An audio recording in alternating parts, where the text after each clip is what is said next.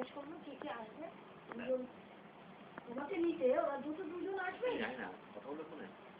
সে আমাদের তো জানা দরকার, ওদের যাকে তাকে পাঠাবে, কখন আসবে ওটা ও জেনে আসবে, তাকে যখন গাইডেন্স দিতে যাবে তখনই বলে আসবে যে আপনারা কটায় যাচ্ছেন, কজন আসছে না কটায় যাচ্ছে, দুজনই আসবে, কজন আর আসবে, বেশি আসবে। এবার যদি ওরা মনে করে আবার দুটো জায়গা খালি রাখতে হবে, ওরা এখন বলেছে বাসে যাবে, সেটা তো আর বাসে ছাড়া যায় না, দুজন খালি কি কোলের ওপর কোলে বসবে,